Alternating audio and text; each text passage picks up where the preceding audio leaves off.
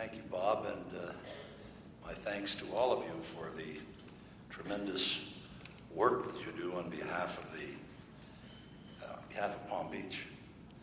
I was delighted to see Peter get that award, serving Palm Beach. He's obviously a brilliant man, but he's clearly not very big on geography. As I understand it, Peter, you moved from Palm Beach to Vermont. Vermont being next to Canada, 34 degrees below zero. Good luck.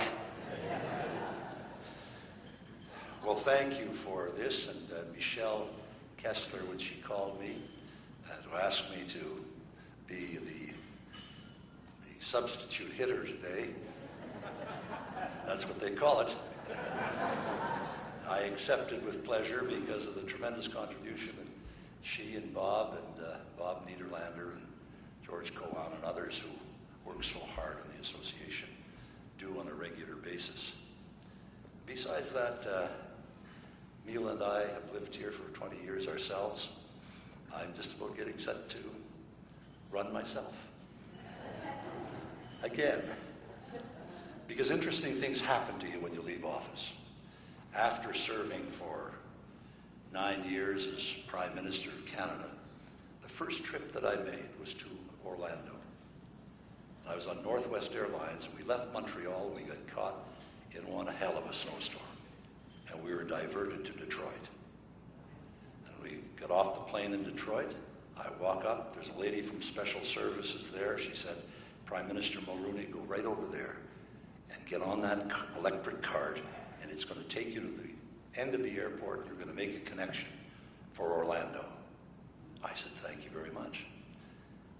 As I'm heading to the cart, which is being guarded by a kid about 18 years of age, 275 pounds, as I'm approaching, a woman behind me sneaks ahead, and she says to him, I have to have that cart right now. And he said, you cannot have that cart. She said, why not? He said, this cart is reserved for the former dictator from Canada.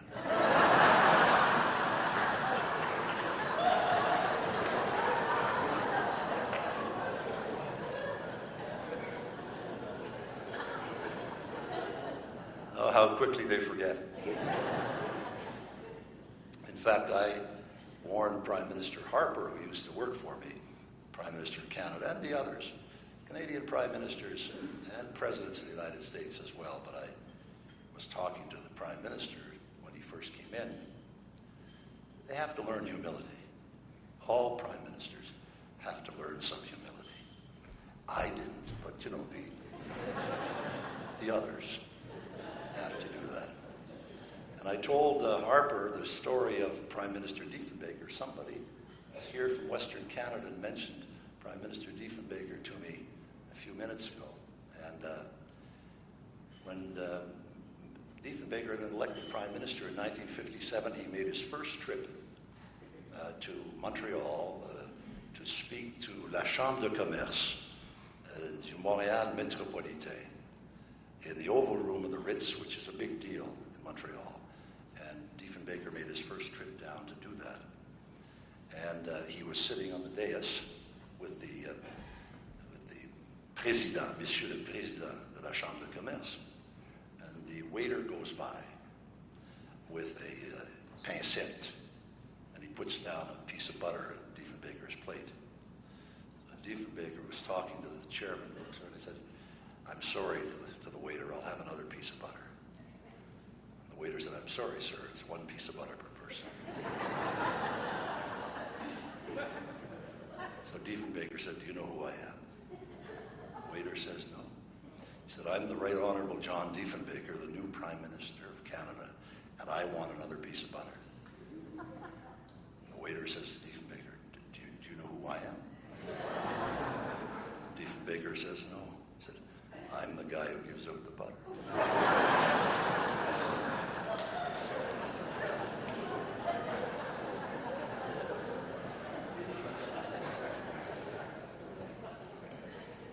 Of course, you know, you you don't get rich in politics, but the gratitude of the voters is so overwhelming. God, I miss the adulation. Those wonderful, loving editorials every morning on the CBC. I don't know how the hell I survived without them. But about 3 months after I left, a fellow from Western Canada was in Ottawa, and you may have seen it on television. The Prime Minister's residence in Canada is called 24 Sussex, and it's guarded by the RCMP. And a guy comes up to this fellow comes up to the RCMP guard and says, "I'd like to see Prime Minister Mulroney." And the guard says politely, "But sir, Mr. Mulroney is no longer Prime Minister." "Oh, okay." And he leaves, and the next day the same guy comes up and he says to the same guard, "I want to see Prime Minister Mulroney." And the guard said, "Sir, Brian Mulroney is no longer Prime Minister of Canada." "Oh, okay." By God, the next day he comes back, and the same guard is there, and he asks to see Prime Minister Mulroney, and the guard, by now, is a little bit annoyed, to say the least. And he says, "Sir, I've told you, Brian Mulroney is no longer Prime Minister. Don't you understand that?" The guy said, "Oh yeah, I understand it. I just enjoy hearing it."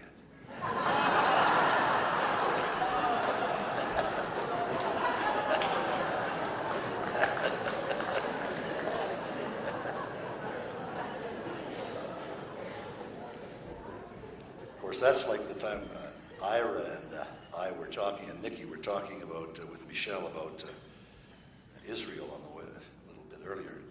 One day, Mila and I were watching television, and one of my successors as Prime Minister, who will remain nameless, was on television conducting a press conference in Israel. And it was about the dopiest thing you've ever seen in your life.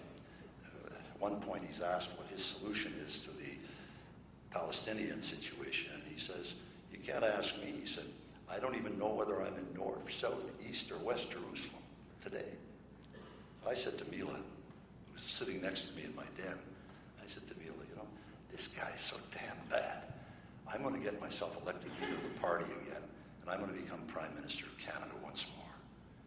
And there was total silence. I turned around and I said, "Well, honey, did you hear what I had to say?" And she said, "Yes, I did." I said, "Well, what do you think?" She said, "I think it's a wonderful idea. And I know your new wife is really going to love the experience."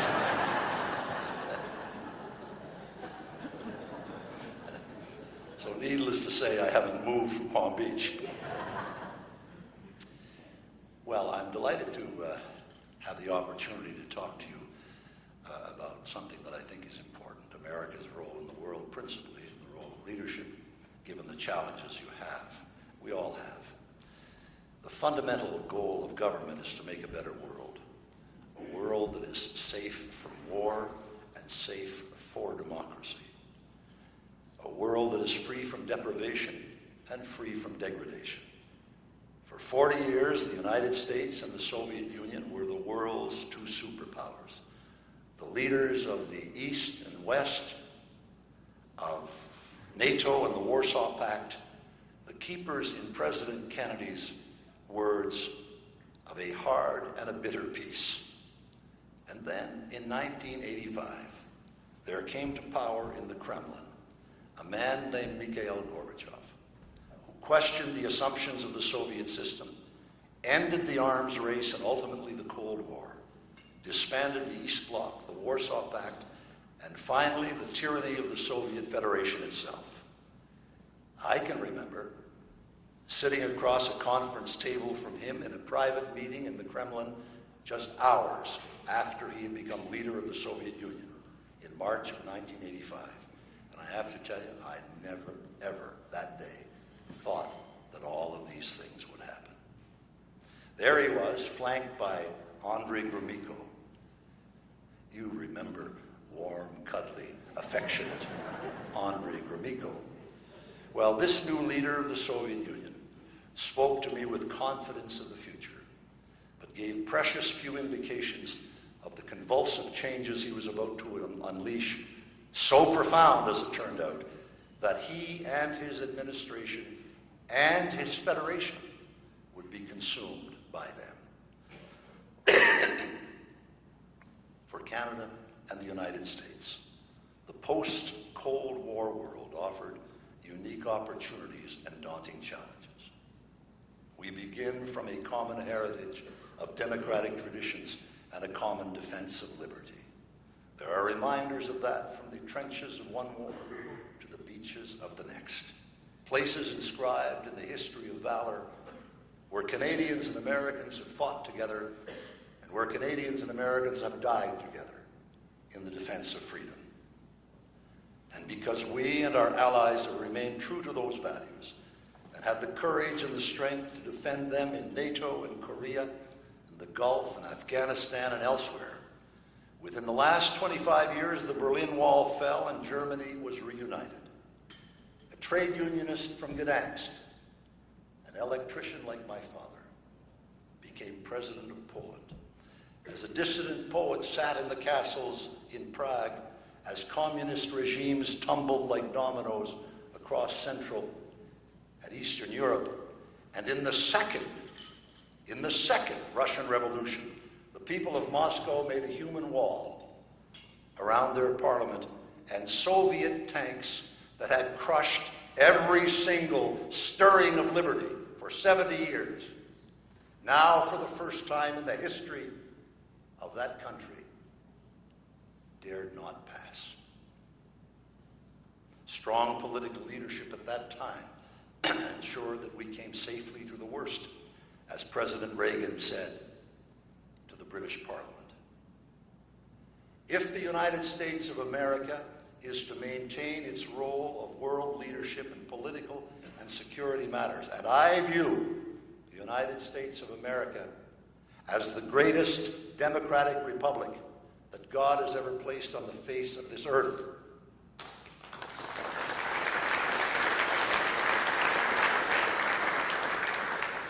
If the United States is to maintain its role, it is vital that it do, because it must ensure that this great economy does not falter or fail, because such failure would soon jeopardize and ultimately vitiate the American capacity to persuade other nations to share its prescriptions for peace and prosperity around the world.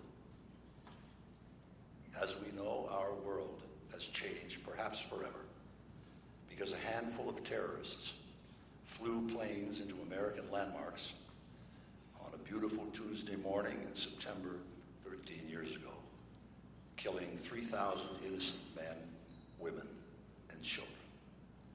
As The Economist observed, 6 decades ago, a generation of startled Americans awoke to discover that their country was under attack.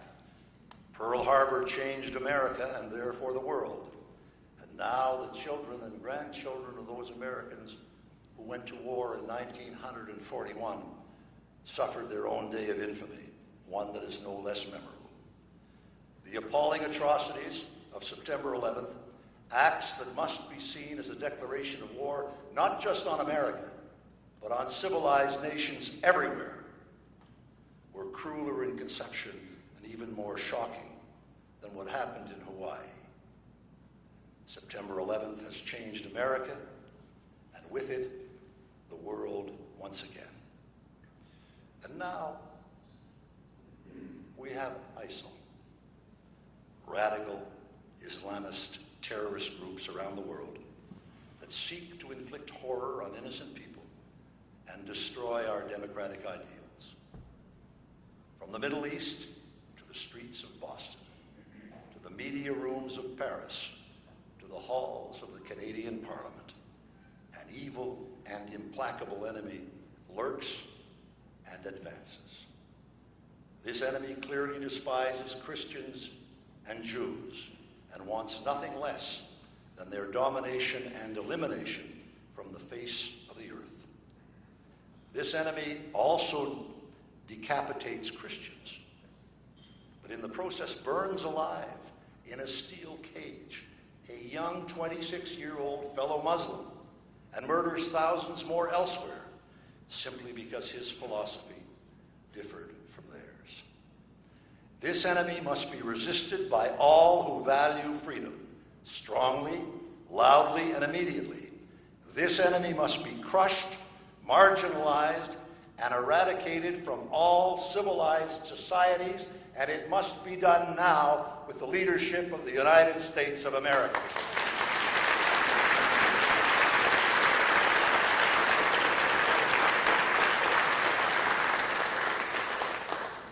Achievement occurs when challenge meets leadership. Some years ago, the legendary New York Times columnist Scotty Reston came to have lunch with me at 24 Sussex, the Prime Minister's official residence in Ottawa. After an impressive tour d'horizon, Mr. Reston said to me, "You know, Prime Minister, for the last 25 years, I have opposed every single policy that your friend Ronald Reagan has ever proposed." And then he added, and during that same period, Ronald Reagan was twice elected governor of California and twice elected president of the United States. This self-deprecatory observation, I thought memorable because of its infrequency in the New York Times, was delivered somewhat ruefully, as if Mr. Reston were perplexed by his own admission. But to so wise an observer as Reston, the answer surely should have been clear. It's called leadership, that ineffable and sometimes magical quality that sets some men and women apart so that millions will follow them as they conjure up new visions and invite their countrymen to dream big and exciting dreams. In his seminal work on leadership, James McGregor Burns segregates transactional from transformational leadership. He writes that it is the transforming leader who raises the level of human conduct of both leader and led, who responds to fundamental hopes and expectations, and who may transcend and even seek to reconstruct the political system rather than simply operate within it.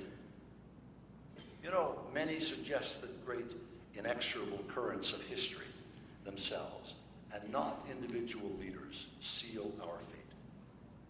In my judgment, however, Carlyle was right on target when he observed that the right man or the right woman in the right place at the right time can completely change the course of history. I believe that to be true because I was there to see it happen.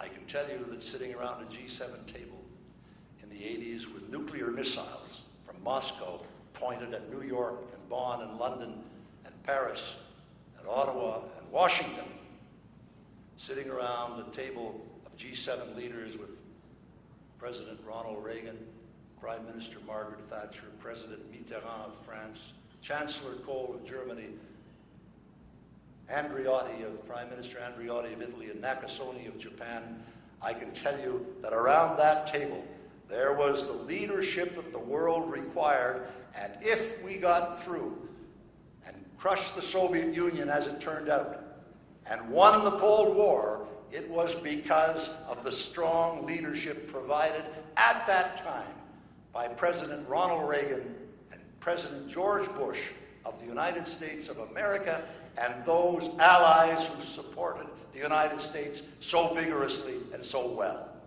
That's why we won the Cold War, and that's the only way we're going to win the war on terror.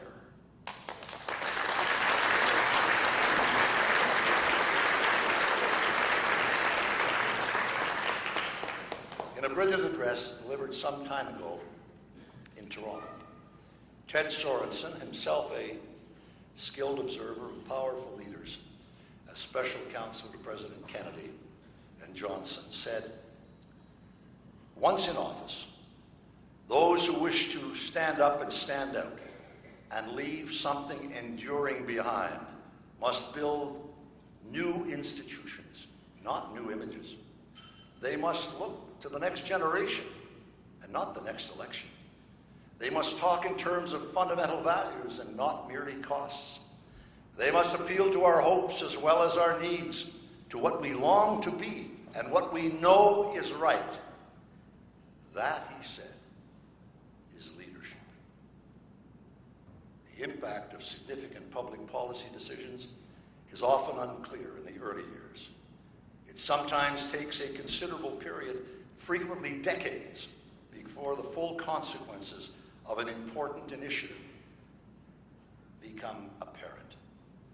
As Reinhold Niebuhr reminded us, nothing worth doing is completed in our lifetime. Therefore, we must be saved by hope. And nothing fine or beautiful or good makes complete sense in any immediate context of history. And therefore, we must be saved by faith. It is in this perspective that great and controversial questions of public policy must be considered. Time is the ally of leaders who place the defense of principle ahead of the pursuit of popularity. And history has little time for the marginal roles played by the carpers and the complainers, and less time for their opinions. History tends to focus on the builders, the deciders, the leaders, in education, in healthcare, in science, business, the arts, as well as politics, because they are the men and women whose decisions and courage have shaped the future of their nations. Some years ago, President Reagan called to thank me for the support that Canada had given him the day earlier when he launched a highly effective bombing attack on Libya to obliterate the spread of terrorism there. I said, well, Ron, you don't have to thank me. This was your decision. It was your action. I congratulate you. And he said, you know, Brian, what I learned in the movies. I said, no. He said, I learned in the movies that every once in a while, you got to show them a little ankle. Now is such a time. The world needs to see a little American ankle.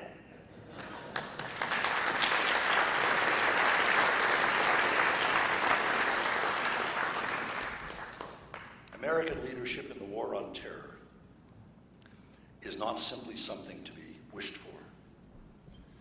It is something the world cannot do without. Theodore Roosevelt had courageous leaders such as this in mind when he spoke 70 years ago at La Sorbonne in Paris. And he said, it's not the critic who counts, not the man who points out how the strong man stumbles or where the doer of deeds could have done better. The credit belongs to the man who is actually in the arena, whose face is marred by sweat and blood and tears, and who spends himself in a worthy cause, and who at the best knows in the end the triumphs of high achievement, and who at the worst, if he fails, at least he fails while daring greatly, so that his place shall never be with those cold and timid souls who know neither victory nor defeat. Like other privileged nations, America is often extremely resistant to change. Deep and important structural changes are indispensable, however, to maintain a growing economy and ensure the flourishing of peace and liberty, and they can only be brought about by a firm expression of political will. As Maureen Dowd noted some years ago, in a nation ruled by polls and ratings, where even newspapers hire focus groups to see what kind of news their readers want, we are losing sight of something we should have learned as teenagers. Just because something is popular doesn't mean it's right. In fact, transforming leadership, leadership that makes a significant difference in the life of a nation, recognizes that political capital is acquired to be spent in great causes for one's country. And this is precisely such a time. Presidents and prime ministers are not chosen to seek popularity. They are chosen to provide leadership. There are times when the voters must be told not what they want to hear, but what they've got to know. And what they've got to know is a quotation from the book of Proverbs inscribed on the Peace Tower at our Parliament buildings in Ottawa, Canada, where it says, "Where there is no vision, the people perish." Leaders must have vision, and they must find the courage to fight for the policies that will give that vision life. Leaders must govern not for easy headlines in 10 days, but for a better America in 10 years. And they must be ready to endure the attacks that often accompany profound or controversial change, while they await the distant and compelling sounds of a verdict that only history and a more reflective nation can render in the fullness of time. 15 years ago, the Kennedy Library Foundation saluted Ira's great friend, Jerry Ford, with the Profiles in Courage Award for pardoning Richard Nixon. It was an historic decision, deeply unpopular at the time, probably defeated Ford in the '76 election, deeply unpopular.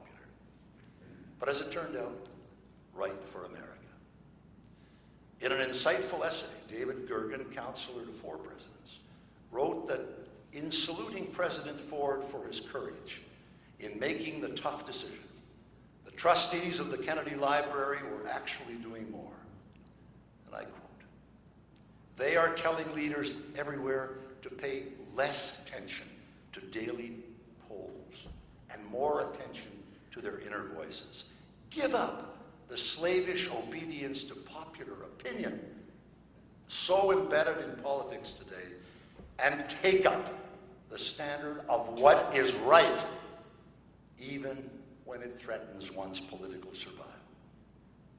Because, as Jerry Ford found, you may be condemned by millions, but one day, perhaps a quarter of a century later, you will win an honored place in the history of this great nation." And so as we seek the courage and the wisdom to rid the civilized world of the scourge of terror, I commend to all of our leaders the words of Judge Learned Hand, the greatest American jurist who was never appointed to the Supreme Court of the United States. He's on the Court of Appeals of the state of New York, a great jurist. And one day he was asked to welcome immigrants to the Lower East Side of Manhattan 60 years ago. And he went down and spoke to them, Catholics and Protestants and Jews arriving from Central and Eastern Europe without a nickel in their pockets and nothing but a dream in their hearts. And he told them about what for him he hoped they would find in their new country, or countries, because they were going on elsewhere. And he spoke to them about the spirit of liberty. And his words have universal reach. They apply to all of us. And when you listen to them, they are the perfect antidote to the craven and twisted appeals of the terrorists who behead with insolence and besmirch their great religion with impunity. Judge Hand said to the immigrants that day, "The spirit of liberty is the spirit that is not too sure that it is right.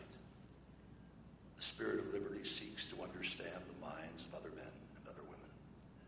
The spirit of liberty weighs their interests alongside its own without bias.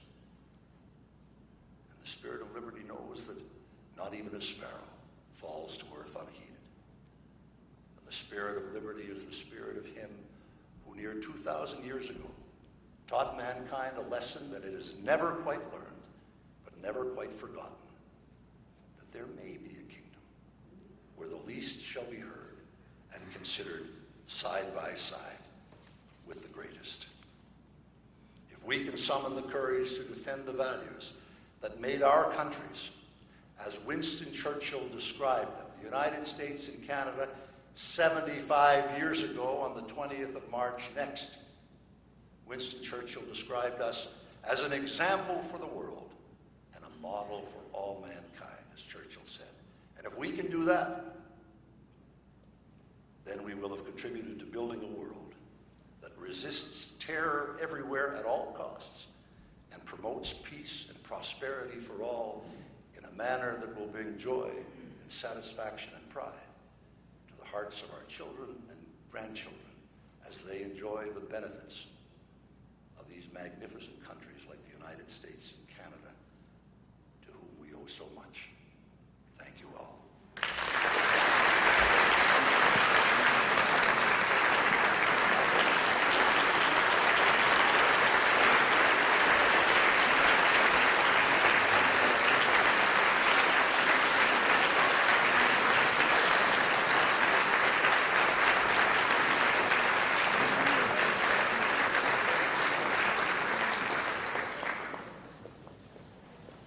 That was an outstanding speech.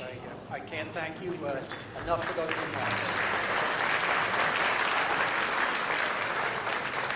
I want to tell you that it wasn't too many days ago that Michelle told me that she had spoken to Brian at an event, that asking him whether he might consider introducing Brian Williams.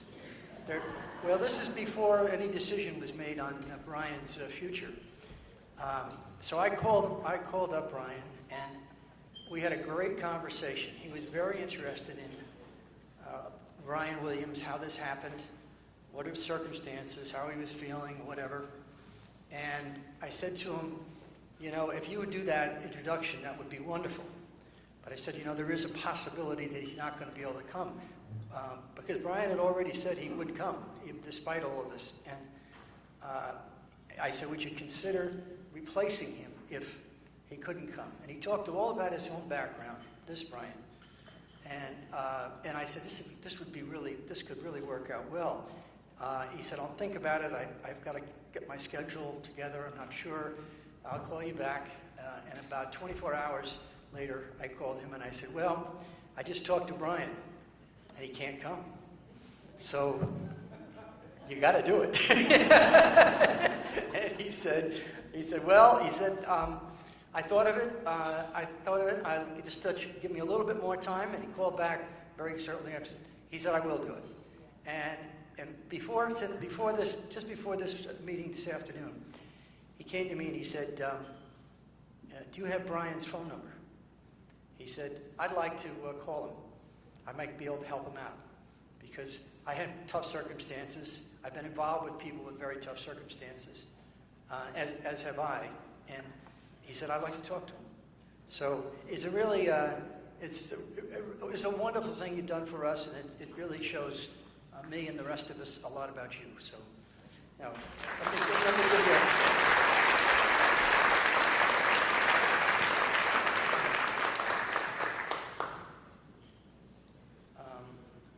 wait a second. They're not all the questions, but I try to put them together so we don't repeat it too much. And some of these areas you've already touched upon, but I'll try to give you the piece maybe you can further on. This is a comment, give it a comment on Russia's current foreign relations policy.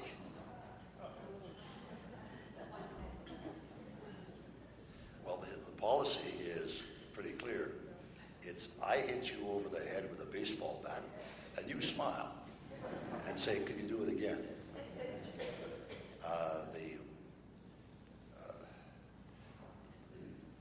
If you can allow a foreign power to take part of another country, like they did in Crimea, without so much as by your leave from NATO, with hundreds of thousands of troops there, plus enormous power, and it took them, the West, a long time to get their act together, even for sanctions against the Russians. Meanwhile, they go into the eastern Ukraine and they're lopping off 20% of the country, the way this is going.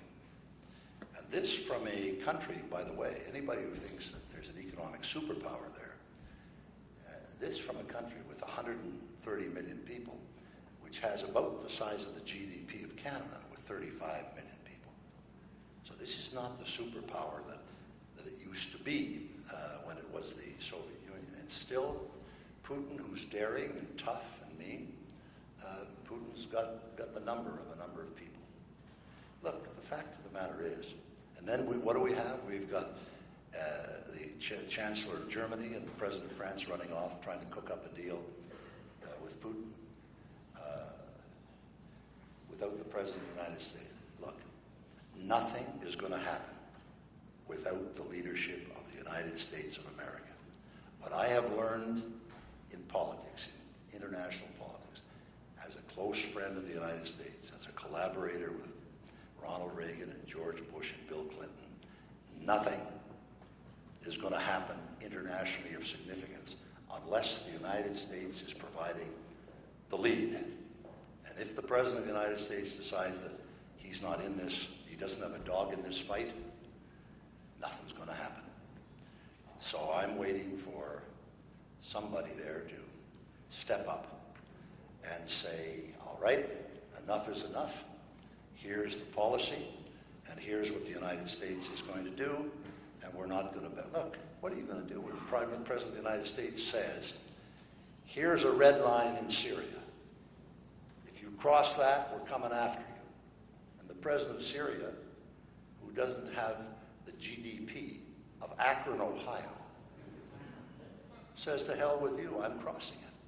And he does. And nothing happens to him. What do you think's going on in Moscow when they watch that? People say that the leaders are talking important policy all the time. Wrong. The leaders are a bunch of gossips.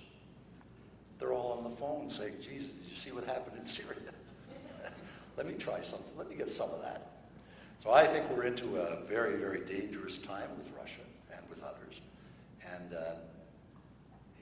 it depends on two things: the leadership of the United States and the courage and solidarity, the solidarity of the allies, from Canada, the United Kingdom, to France, to Germany, to Japan, you name it, the solidarity of the allies in supporting the leadership of the United States.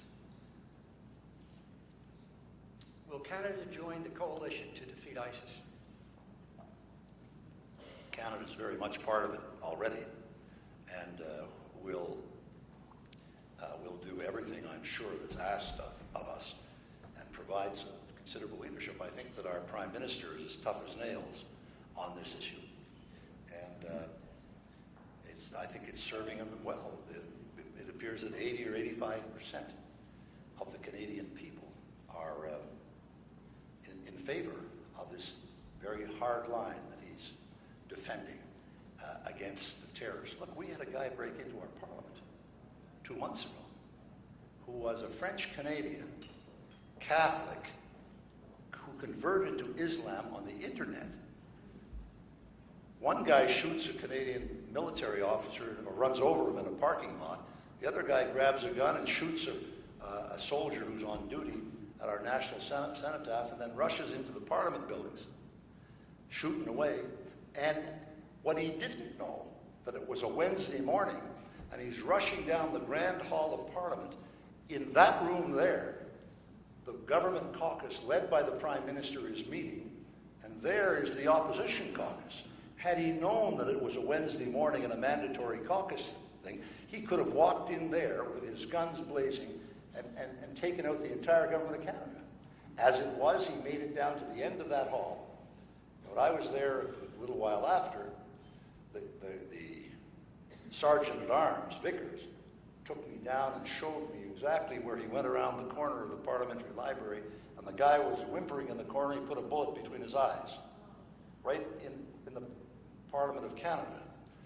This is from a country that is supposed to be pretty pacific, but when they come into your parliament and say, and why was he doing this? He was doing this in the interests of the Islamic State. What the hell does Canada have to do with the Islamic State? Nothing. But we are part of the solidarity with America and with others, and so we are devils, and to be dealt with like that. No, Canada is very much engaged in this. Is there any likelihood that Iran can be prevented from obtaining nuclear weapons? Yes. If America says you're not going to have nuclear weapons and we're going to pull the plug on you, and if there's anything in these negotiations that could give rise to that, they should walk away from it right away. I'm going to be interested to see what Prime Minister Netanyahu has to say on the 3rd about this. Mila and I were in Israel in November, and we were in Bibi's office, and right there on his wall, he's telling the people, the only thing he's got on his wall is a map of Iran. And he said to me, he said, you know, Brian, I really don't worry much about the Palestinian negotiations or things like that. I am concerned with that because that is the existential threat to the existence of the state of Israel. And if they get nuclear arms, look what they're doing elsewhere. They're gonna be coming after us, so we've got to pull the plug on them now. So the answer to that, Bob, is yes, provided the Americans take the lead. But if they don't, I know somebody who's not going to sit idly by and allow this to take place. This is a bit of a forecast because you've already addressed some of the other part of this question, so I won't do that. But the real issue is, what is your view of where we will stand, where this threat of ISIS will stand in 5 years?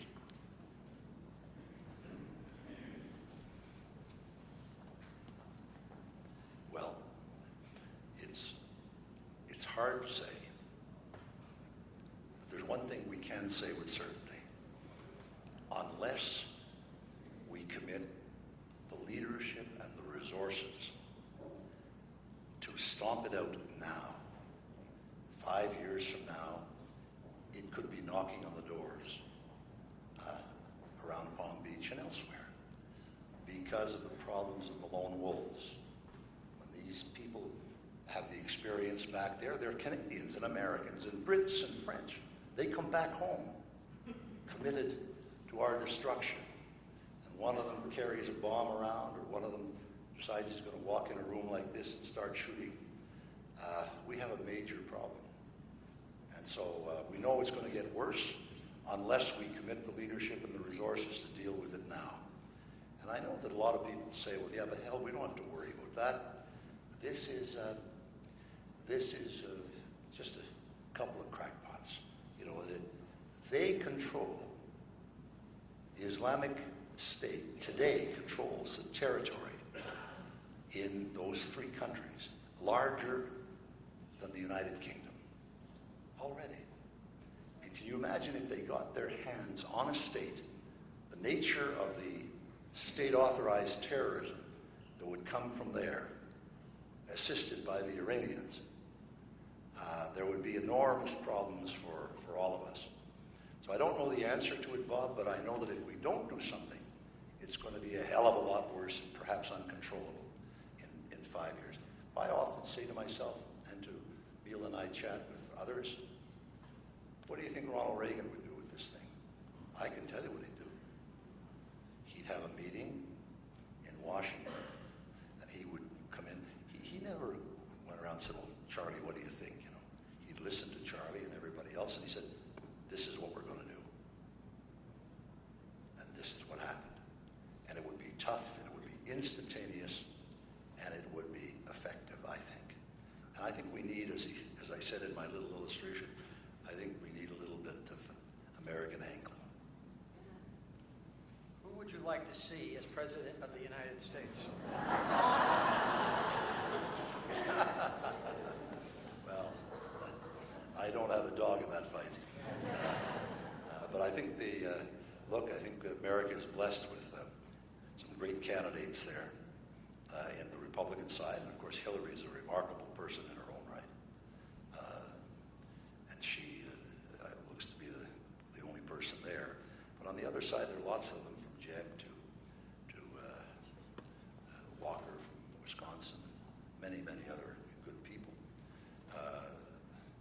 You know, America tends to most times to produce the leader that you need. Look at we're talking about popularity and this kind of stuff. When Harry Truman left office to drive to go back to Independence, Missouri,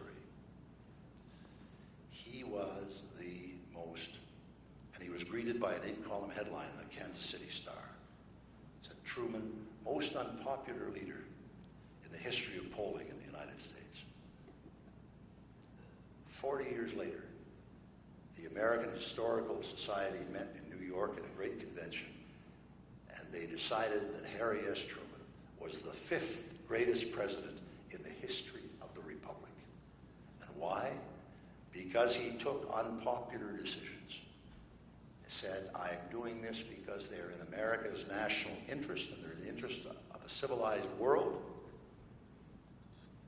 And I'm going to let the chips fall where they may. I'm not going to go out and poll and find out, have focus groups. Do you like me or do you like that? Or, Harry Truman didn't do any of that, and that's why he's now ranked in history as such a great and unvarnished leader.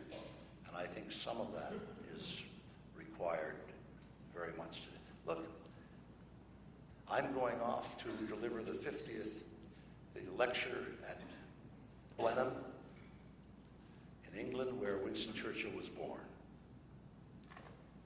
The 50th anniversary of his death in May. Neil and I are going over in May.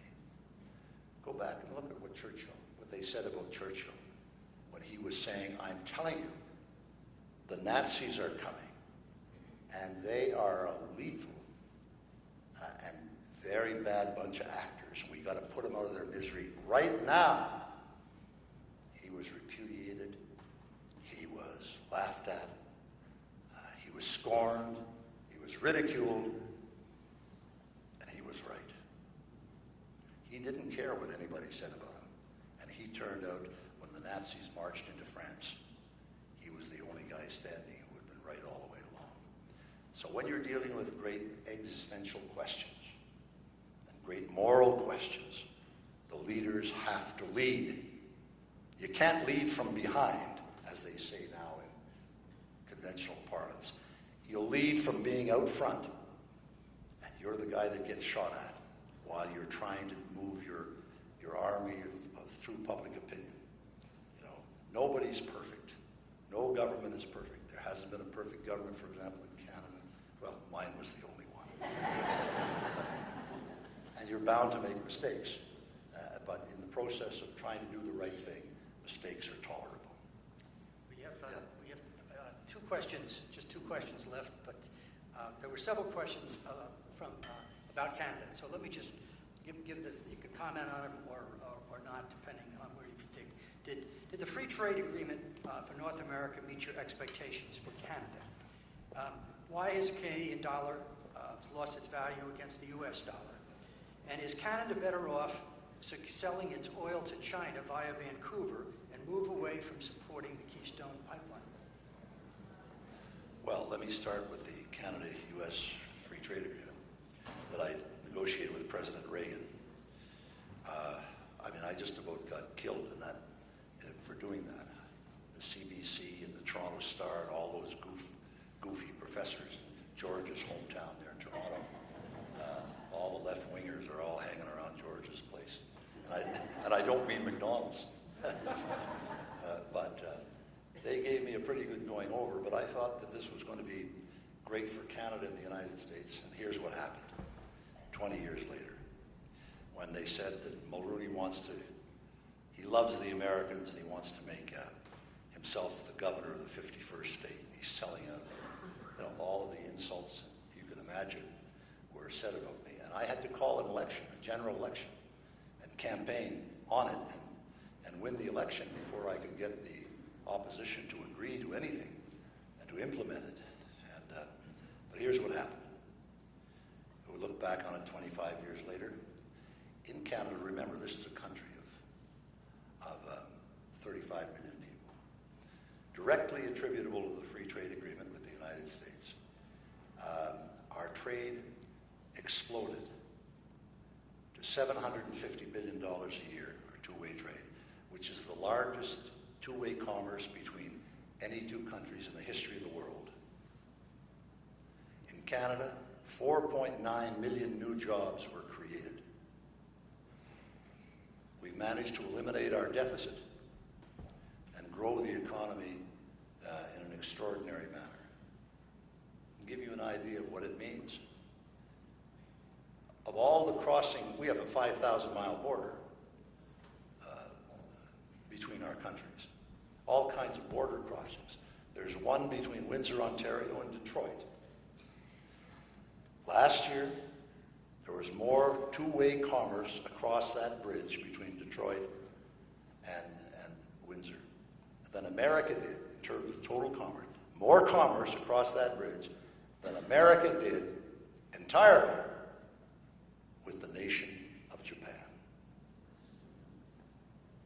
More business across it. One bridge. Give you an idea of what Canada is the biggest purchaser of all goods and services exported from 37 states of the United States of America. And we are your biggest importer of investment and money. And here we get to the pipeline. Now you explain to me why dear old Canada is going to send 800,000 barrels of oil down to the United States in a secure pipeline. The President of the United States says, no, I'm going to veto that. I'm going to kill that. This is coming from dear old, secure, friendly Canada. No, I'm going to buy it from Saudi Arabia. You figure that one out. And why? Oh, the environment, challenge to the environment. But the state, his own State Department says there's no environmental problems. The courts say there's no environmental problems. But members of the President's coalition have clearly convinced him that there's some environmental problem, as a result of which 800,000 barrels a day that America, perhaps we don't need right now because the dynamic has changed in terms of fracking and so on. But it'll change again. And by this time, Bob, to conclude on this, that oil will be gone to China. And it ain't coming back. So these are the decisions that you look back on 25 years later and say, did I make the right decision? The Canada-United States Free Trade Agreement?